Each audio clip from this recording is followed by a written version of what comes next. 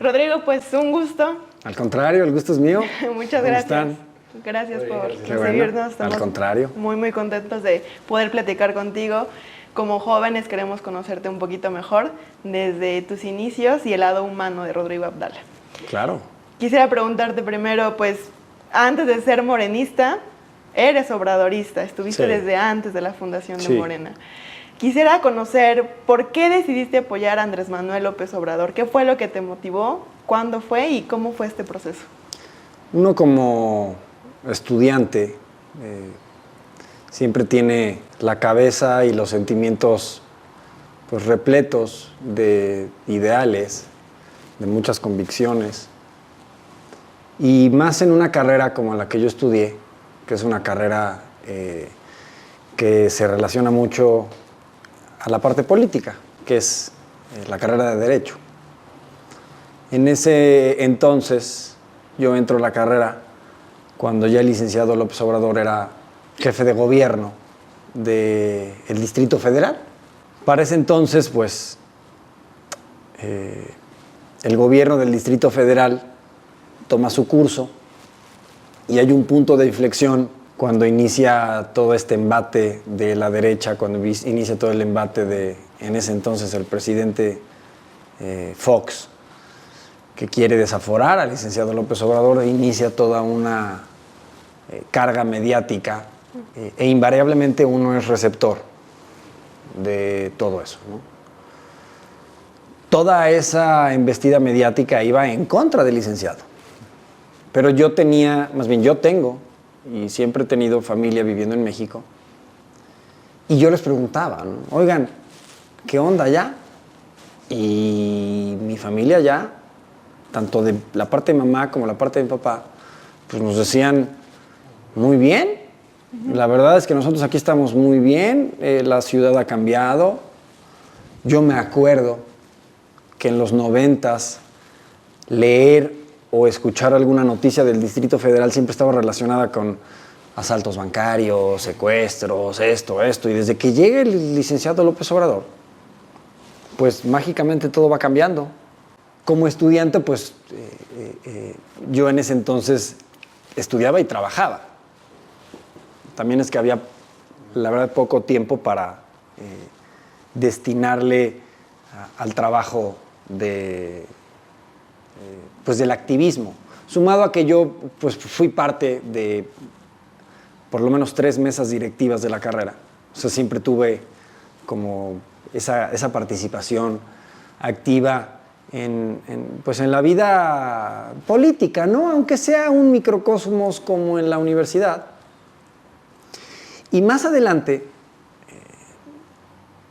yo entro a trabajar, ya graduado de la carrera, yo entro a trabajar al Tribunal Electoral del Estado de Puebla.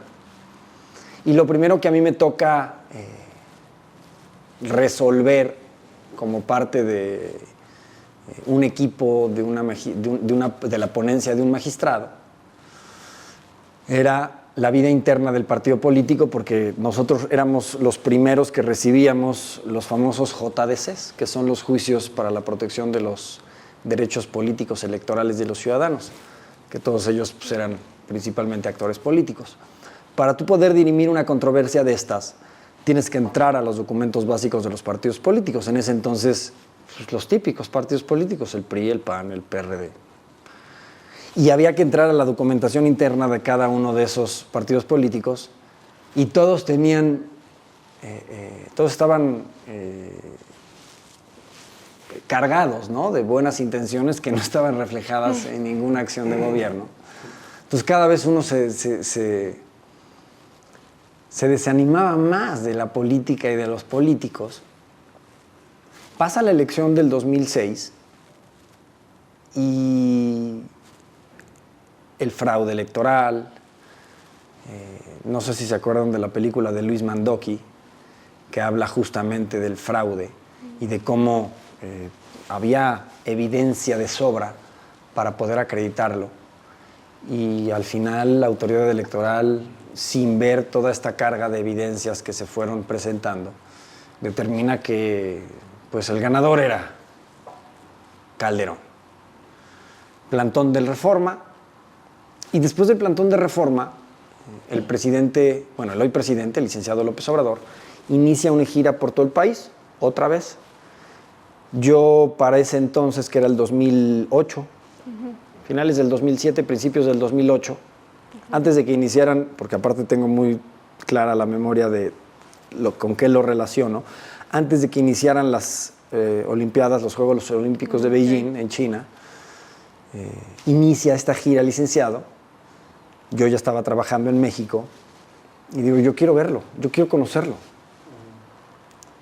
Justo por todo este antecedente que les comento. Y viene a Puebla, yo venía a Puebla todos los fines de semana, y viene a un municipio muy cerca de Atlisco, entre Atlisco y Izúcar de Matamoros, Huaquechula, Xochimilco, y lo voy a ver. Y la verdad es que inicia este acto con, no les miento, eran 40 personas las que estaban presentes. Y empieza a hablar el licenciado como si tuviera el Estadio Azteca repleto. Y la gente prendida, al final pues, se acabaron juntando 150, 200 personas en esta asamblea. Y desde la primera palabra, ¿no? Desde la primera palabra hasta la última frase me enganché. O sea, amor a primera vista.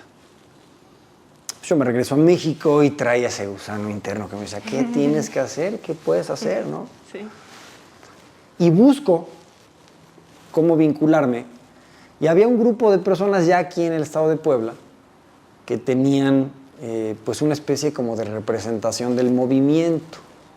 El movimiento de Andrés Manuel López Obrador, que en ese entonces era encabezado por los partidos políticos de izquierda.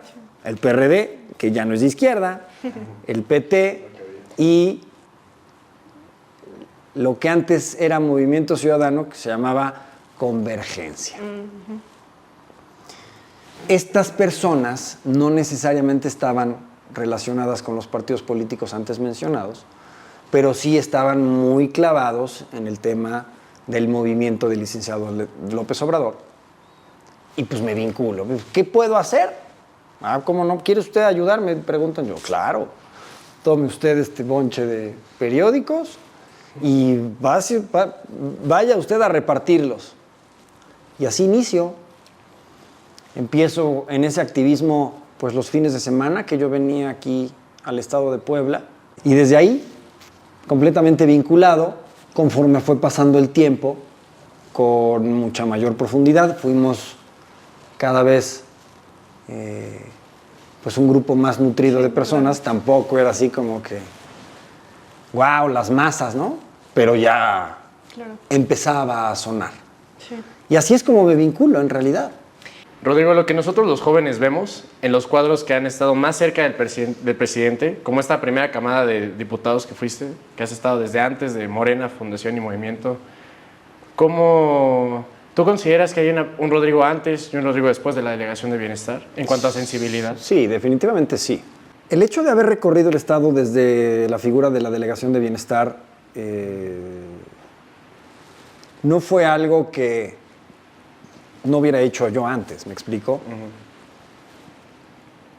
En este periodo que comentaba del 15 al 18 y los periodos antes, pues evidentemente que te van sensibilizando porque no dejas de recorrer el Estado, no dejas de ver las realidades, las distintas realidades, con contrastes increíblemente inconcebibles, como un lugar en donde llueve todos los días y que la población no tenga agua, por ejemplo, que no haya agua. Ilógico. ¿No?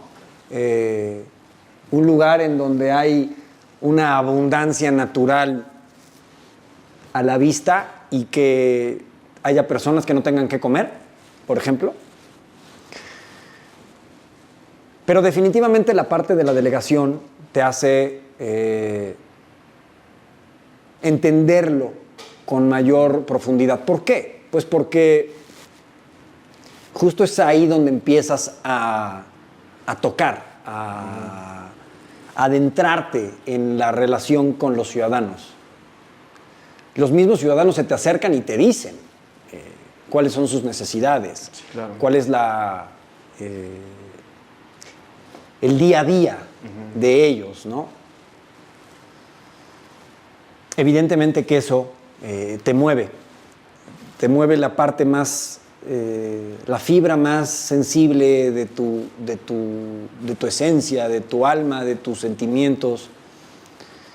Y es cuando forzosamente a cualquier ser humano lo hace comprometerse aún más con este tipo de causas que sabes que logran empezar a darles a ellos una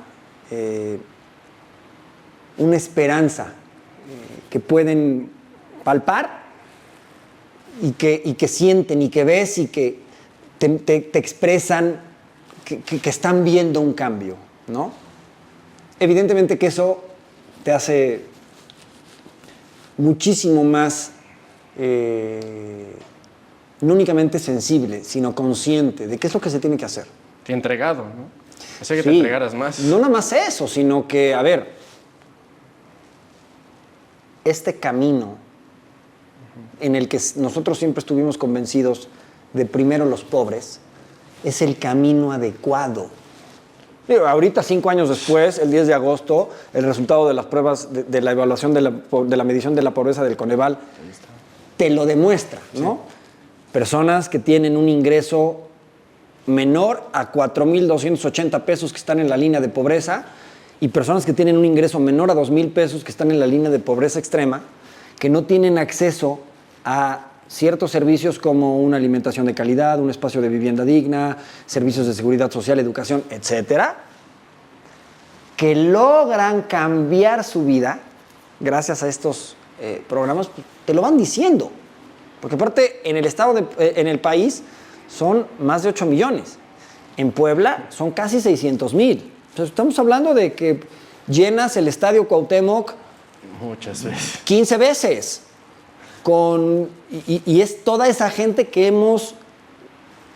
la política del licenciado López Obrador ha logrado extraer tanto de la pobreza como de la pobreza extrema. Nosotros simplemente fuimos unos facilitadores. Claro, el proyecto del presidente es un proyecto altamente sensible para alcanzar ese grado de conciencia de ayudarlos. Si lo quieres incluso hacer todavía más firme, basta con echarle un ojo al Plan Nacional de Desarrollo, que es el documento rector de tu política. Ahí está escrito la carga filosófica que tiene de construir un estado de bienestar basado no en programas, no en beneficios, basado en derechos. El hecho de que sea esa visión la que se esté implementando, pues es justamente el reflejo de la visión que tiene el presidente, de la perspectiva que tiene de la realidad. Sí, es lo que vemos con el reflejo del proyecto del presidente en la gente, en las calles, pero también sobre todo en los cuadros y en las personas que entienden a gran escala, y en lo mínimo, en el micro y en lo macro, el proyecto del presidente. Así como tenemos derecho a la vida, así como tenemos derecho a la libre asociación, tenemos derecho a que cuando cumplamos 65 años de edad recibamos del gobierno federal una cantidad en económico para poder dignificar ese tramo de nuestra vida. O sea, derecho, o sea, ya es un derecho constitucional.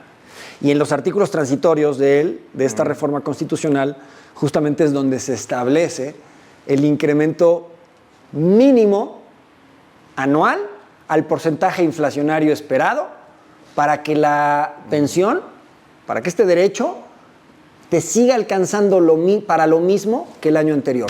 Si este año me alcanza para estas 3 cosas, evidentemente que no alcanza para 3 cosas, alcanza para muchas más, es un ejemplo. En el siguiente año, con el incremento inflacionario, pero el incremento que tiene la pensión, me debe de alcanzar exactamente para lo mismo. Sí, claro, entonces, no es un derecho que se vaya estancando y que vaya quedando corto con el incremento inflacionario natural de los precios de la canasta básica, sino que te garantiza que te siga alcanzando para lo mismo. Si no nada más estar dando dinero, como lo dice la oposición, nada más andar regalando dinero. Bueno, la oposición lo ve desde una óptica completamente alejada de la realidad. ¿Cómo haces que, en este caso, tu familia entienda todo esto que nosotros como obradoristas, brigadistas, hemos estado en la izquierda, pero cuando llega tu familia, cuando llega la hora de pues, hacerte las preguntas, en este caso de tu trabajo tan importante, la delegación, y luego regresar a casa, también cuidar esa relación nosotros lo vemos con tus hijas, con tu esposa, ¿cómo ese grado de la política puedes lidiar con ambas cosas? Yo entro a este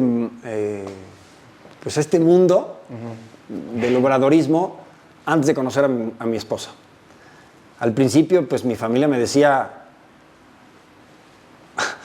haz lo que tú creas que está bien. Total apoyo. No, eres libre de hacer lo que quieras aquí, pues hermano. Tú hazlo. Si lo quieres hacer, hazlo bien. Nada más hazlo bien. Yo cuando conozco a mi esposa, yo ya estaba metido ahí. Entonces, me conoció ahí, sí. Padeció la parte de, pues esto se hace los fines de semana, esto se hace los sábados y los domingos, ¿no? O sea, el brigadeo, cuando mejores resultados arroja, pues son los sábados y domingos, que es cuando con mayor frecuencia encuentras a las personas en sus casas. Entonces, así me conoció. Afortunadamente, me casé con una mujer excesivamente valiosa, excesivamente inteligente, con muchísima sensibilidad, de la cual estoy excesivamente enamorado, y es mi soporte principal. Siempre fue para mí la columna vertebral de mi camino, de mi trayecto en la vida. Ahora, ya habiendo cumplido 8 años de casados, porque llevamos 8 años de casados, 8 años de feliz matrimonio, podría decirte, ¿no? Sin ningún reparo, pero con 2 hijas. Digamos que la parte complicada es, como ellas son chiquitas, la grande tiene 3 años y medio, la chiquita tiene 2 años, la parte complicada es no verlas. La parte complicada es, sobre todo la grande, que ya se da cuenta de las cosas, que me ve unos minutos al día, en los días que me ve, y lo primero que me pregunta es si ya me voy. Sí, qué duro. Eso es la parte complicada, pero si tú esto lo contrastas con los problemas que existen, pues te estás dando cuenta de que tus problemas no son realmente problemas. Y también lo haces por ellas. Yo podré tener la conciencia, yo voy a tener la conciencia extremadamente tranquila de poderles decir que en mí no quedó. De eso tengo absolutamente la seguridad. En mí no quedó. Si pude hacer algo, lo hice. Si tuve la oportunidad de hacer algo, lo hice. Por ellas y por todos. Y ya como fundador de Morena, ya cuando se hizo oficial, después de ser una organización, un movimiento y ya después a partido, ¿qué te hizo a ti pensar o hacerte ver que estabas en el camino correcto? Que no. Fundando Morena, o sea, debías de estar ahí, no debías parar a pesar de los obstáculos, de lo malo. ¿Qué te mantenía firme en el movimiento? A mí me mantuvo, más bien, me hizo estar más que convencido ese encuentro, que lo tengo muy claro. Ese primer momento en el que yo lo escucho en vivo, como lo dije, ¿no? Me engancho, es amor a primera vista. Y obvio, ya con mucha mayor profundidad, unos meses, tal vez un año antes de la elección del 2012, pues que ya el movimiento ya había adquirido una fuerza Sí. Mucho mayor, entendiendo también el momento de la efervescencia política que una elección presidencial tenía o tiene. Entonces, ya en esos momentos, pues ya estaba yo muchísimo más vinculado. Incluso, pues, esa campaña yo me vinculo, entro con la campaña de quien fue senador, o quien era el candidato a senador en el 2012, que era el licenciado Manuel Bartlett. Yo pues ayudo en la parte jurídico-electoral porque es un poquito mi área de experiencia. Porque mis primeros trabajos en la universidad fue en el Instituto Electoral del Estado y después en el Tribunal Electoral. Entonces sí teníamos ahí cierto conocimiento. Yo ya tenía un despacho, para ese momento ya teníamos un despacho con 3 compañeros más, éramos 4 personas los que fundamos ese despacho, y ese despacho fue el que brindó la asesoría jurídica en esa campaña del 2012 para el senador. Y bueno, pues el movimiento se funda realmente en ese año 2011, 2 de octubre, Sí, 2 de hace unos octubre. días, 2 de octubre del 2011, recuerdo perfectamente bien la asamblea que se hace en el Auditorio Nacional. Yo era la primera vez que entraba al Auditorio Nacional, pues entonces tú imagínate eso, ¿no? Sí.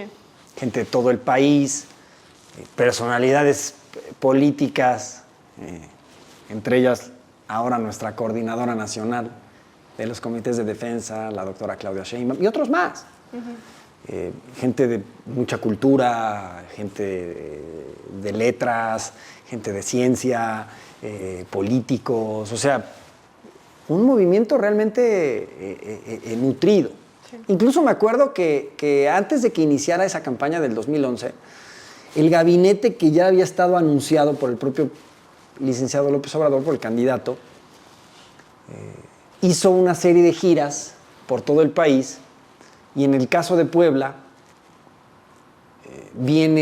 al estado de Puebla viene a explicar el proyecto de nación, el proyecto alternativo de nación del 2012, el licenciado Víctor Suárez, que ahora funge como subsecretario de Agricultura, pero en ese entonces estaba propuesto para ser el secretario de Agricultura. Entonces yo lo voy a ver y afortunadamente desde ahí yo con él hago una buena relación, misma que mantenemos en este momento.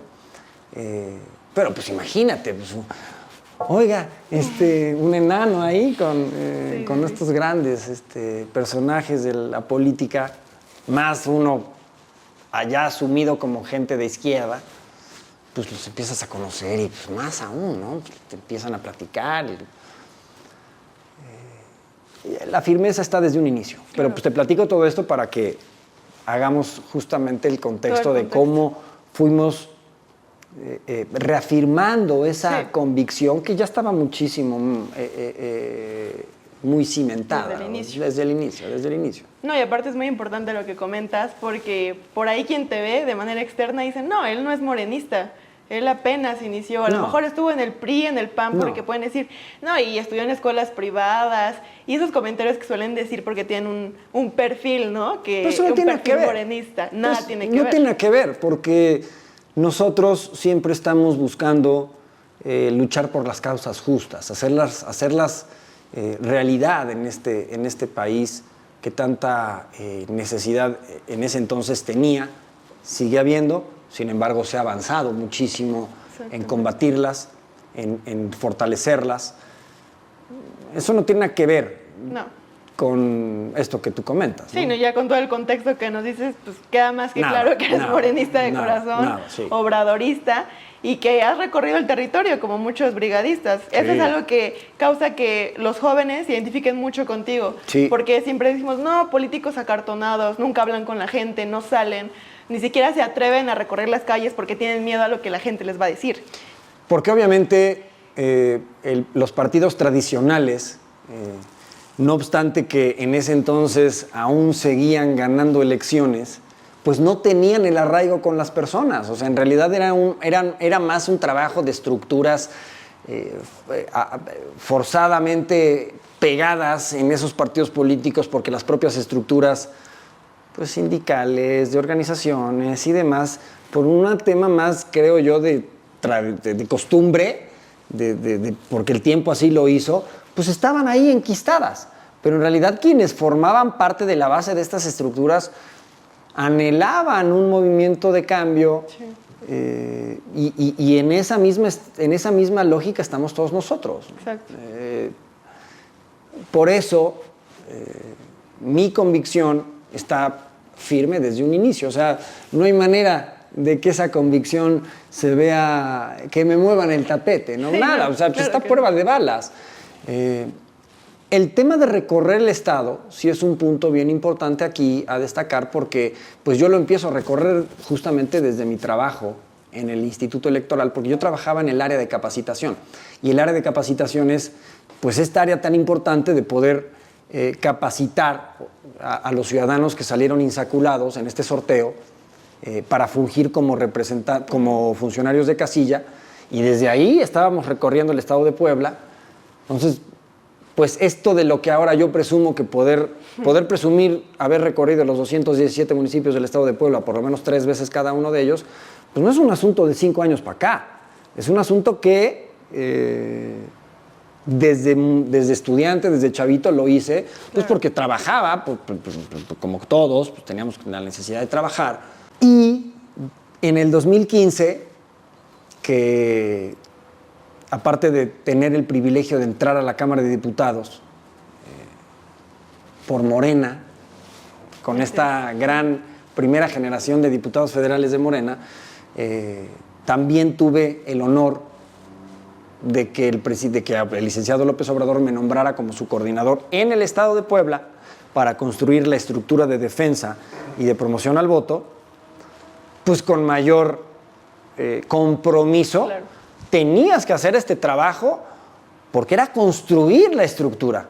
O sea, al principio un tanto complicada, pero como fuimos avanzando, el movimiento ya era una ola que venía desde lejos y llegó un momento en que era un tsunami arrollador y el trabajo era ya muy sencillo. Sin embargo, sí se tenía que recorrer el Estado para ir recogiendo todas estas simpatías y canalizarlas hacia el lugar a donde les correspondía, ¿no? Tanto a la promoción como a la defensa del voto. Pero era muy sencillo, te digo, porque pues ya sabían que ahí estábamos y ya nada más nos iban a buscar, o sea, ¿no? Sí, tú estuviste cuando era muy difícil, cuando te cerraban las puertas y luego ya viste todo este proceso de cuando la gente solita se empezaba a sumar. Y lo digo, perdón por la interrupción, pero lo digo constantemente, sobre todo ahora en los discursos políticos que estamos retomando, que no únicamente fue un trabajo que costó mucho, sino que había, desgraciadamente, enquistada en muchísimas personas esta noción muy mal concebida de que la política se hacía, nos decían, no, joven, si quiere usted hacer política, traiga regalos, un billetito, si no la gente no le va a hacer caso. ¿Cómo es posible? Y fuimos incidiendo en esta forma de ver las cosas, haciéndole ver a los ciudadanos que eso era justamente la enfermedad que había invadido a la sociedad. Una enfermedad en donde estábamos mal acostumbrados, en donde estábamos mal encausados, de que pues, la política era un juego de una relación mercantil inmediata y una vez habiendo concluido esa relación, tú habiendo emitido el voto, pues los políticos que llegaban a los puestos a los que tú los elegías ya no tenían ningún compromiso contigo. Pues yo ya le di a usted lo que le correspondía. Ya no los volvías a ver. Adiós. Ya, adiós. Y entonces, obviamente, pues ese era el enojo de la gente. Pues es que vienen, nos prometen y no nos cumplen. Pues claro que no. ¿Y tú qué ves de Rodrigo joven? ¿Ves o te reflejas en algunos jóvenes de Morena? O sea, cuando tú los ves brigadeando, cuando tú los ves quejándose o escuchando alguna canción. Mejor que lo de ahorita, siempre hay los papás a los que no les gusta, ¿no? Pero lo que a ti te gustaba, que no le gustaba a alguien más, ¿te reflejas en los jóvenes? ¿O hay algo de los jóvenes actualmente donde digas, ahí estoy, ahí me acuerdo? No, te voy a decir por qué. Ajá. Porque yo no fui un joven tan politizado. Yo veo a los jóvenes ahora de Morena y con toda honestidad te digo, si yo regreso el tiempo y me pongo con un chavo de 22, yo a mis de 22, yo de 22 y él de 22, tú, por ejemplo, me llevan años luz de ventaja, yo a esa edad. Afortunadamente tenemos este grupo de jóvenes que están de manera muy activa participando. Eso la verdad es que a mí me da muchísimo alivio, porque ahora lo que más necesita este partido son cuadros que más adelante sean quienes lleven el control de las cosas. Sí, cuadros sensibles. Cuadros que estén formados con los valores del partido. Sí, claro. Cuadros que tengan la formación que yo tuve mucho más grande, que no existía cuando yo era un chavo de universidad. Entonces, si me dices, no, claro que no, están muchísimo más avanzados que yo, muchísimos, y vuelvo a repetirlo.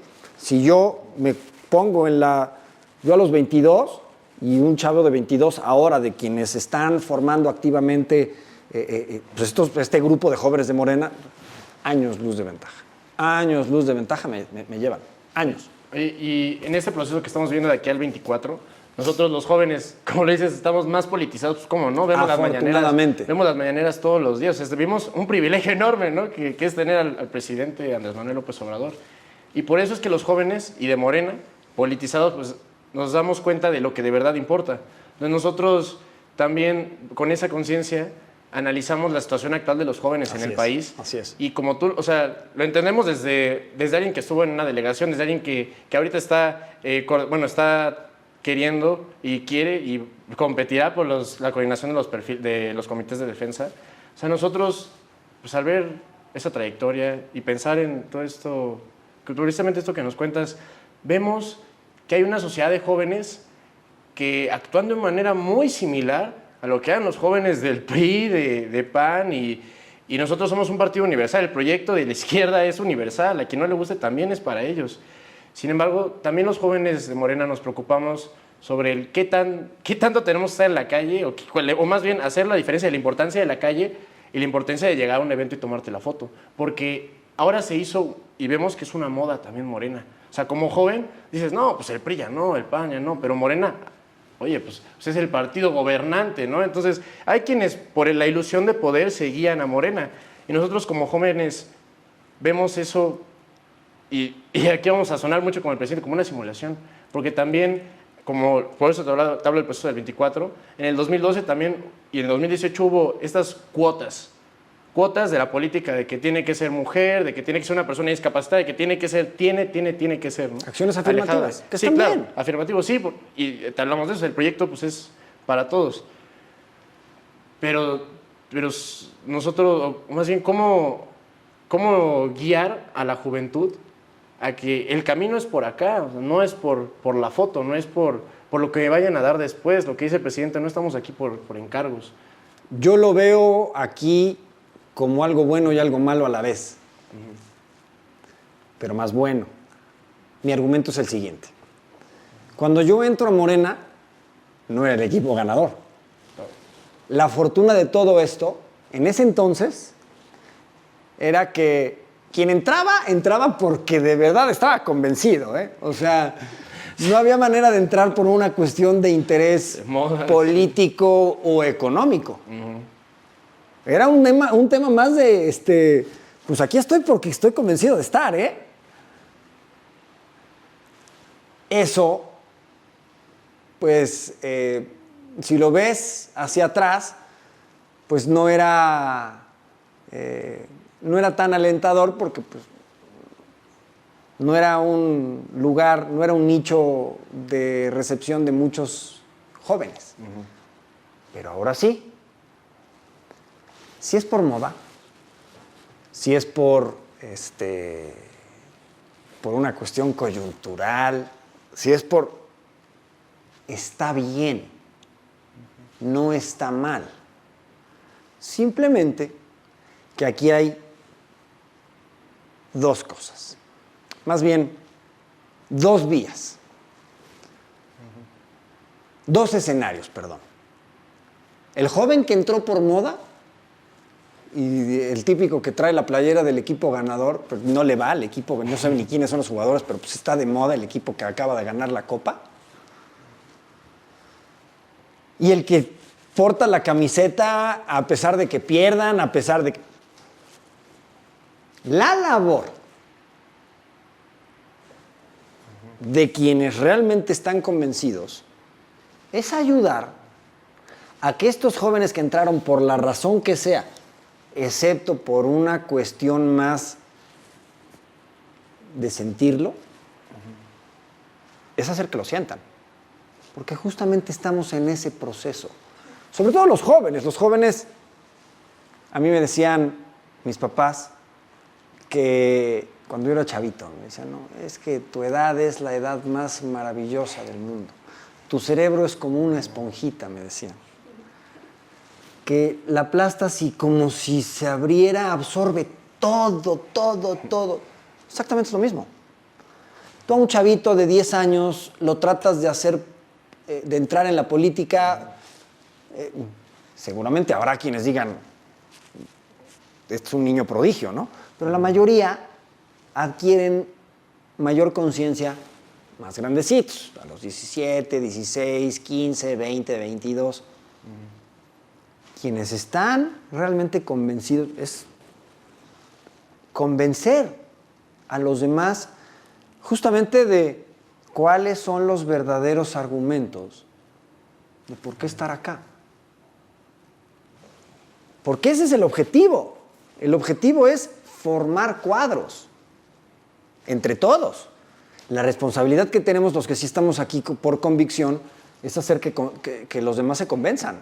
Así de sencillo. Convencidos. Así es. Pues es como, a ver, ¿qué es el brigadeo? Es exactamente lo mismo.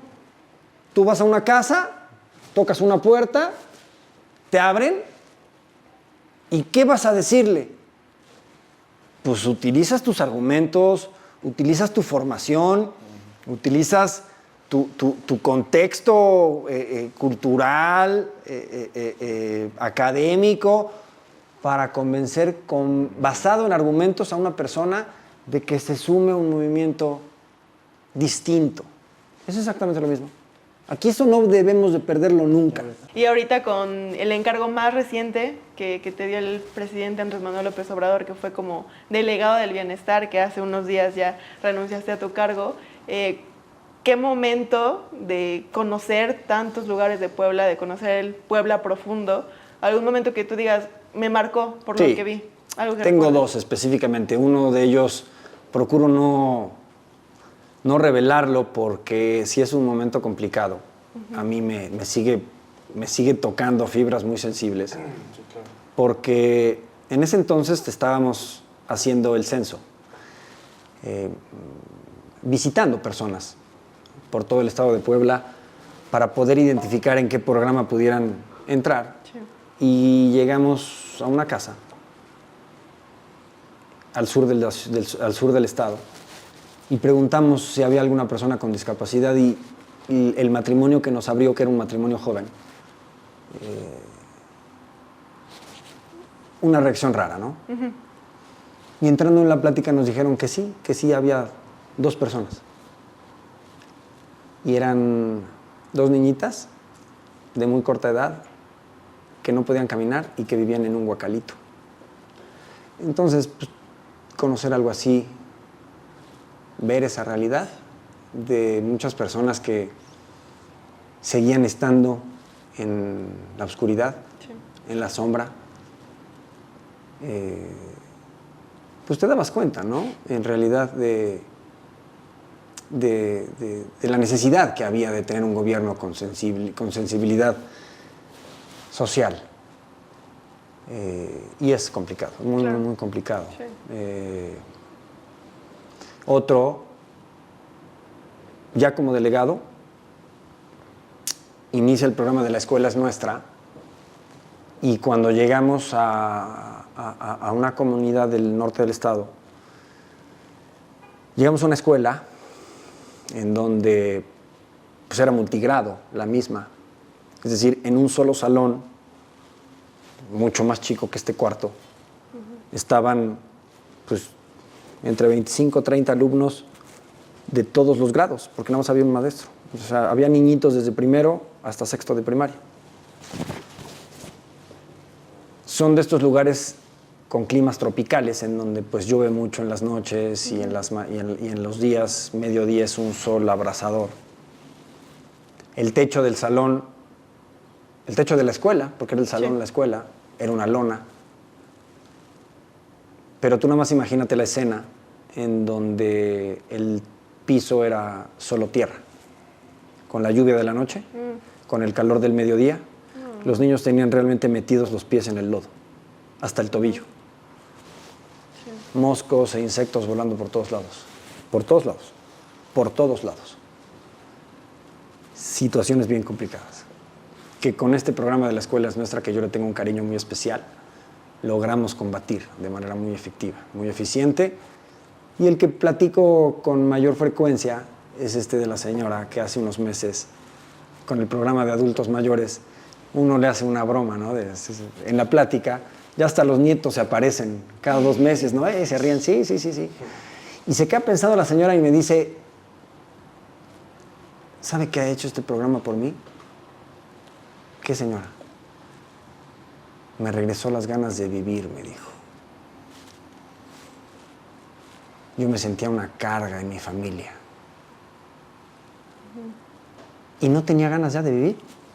Pero ahora, con lo que me manda el presidente, si se me antoja un helado, no puedo comprar un helado. No compro. Si a mi nieto se le antoja un helado y puedo comprárselo, se lo compro. No es únicamente el tema de estadísticas, de números, que sí son importantes, ¿no? Porque al final es la manera en cómo evalúas el avance y el éxito de un programa, de una política. Claro. Sino la carga de humanismo que tiene esta visión. ¿Cómo incides en reconstruir el tejido social? Porque se ha logrado muchísimo. Empezando por estos sectores que tienen, pues, un rezago histórico y que históricamente han estado con mayor grado de vulnerabilidad. Sí, claro. Eso te marca. Por supuesto que te puedo platicar muchas más. Igual, más o menos duras, crudas. Sí. Pero eso es, digamos que parte de lo que era la realidad de este país. El presidente habla de obradorismo. No, habla de humanismo. Nosotros hablamos de obradorismo, no elismo. Ahora, humanismo mexicano, ¿qué es para ti? No, bueno, pues esta nueva forma de ver las cosas. Es esta nueva forma de asumir la vida pública del país. Asumirla. Y ponerla en práctica. Aquí vamos a hacer una dinámica sobre, no una palabra, sino frase. Te voy a decir algo y tú me vas a contestar con una frase corta, ¿vale? Te voy a decir, Andrés Manuel López Obrador. Mi ídolo, mi referente. ¿Tienes algún referente aquí en Puebla? Manuel Bartlett. Liderazgo, ¿qué es para ti el liderazgo en un joven? Y para ti, Rodrigo Audara. Mucha responsabilidad. Volvemos a asumir. Claro, es responsabilidad, absolutamente. Muy bien. Pero sobre todo la responsabilidad de, y perdón por extenderme así, pero actuar con el ejemplo, ser congruente en lo que uno dice con lo que actúa, y ser firme. ¿Tu inspiración en este momento? Mi país, mi estado, mi familia, la esperanza del futuro. Eso siempre es mi inspiración, o sea, tener la esperanza en un futuro prometedor con base en el trabajo que logremos aterrizar. Rodrigo será coordinador de los comités de defensa de la Cuarta Transformación en el estado de Puebla, definitivamente. Muchas gracias por tu tiempo, Rodrigo. Al contrario, gracias a ustedes.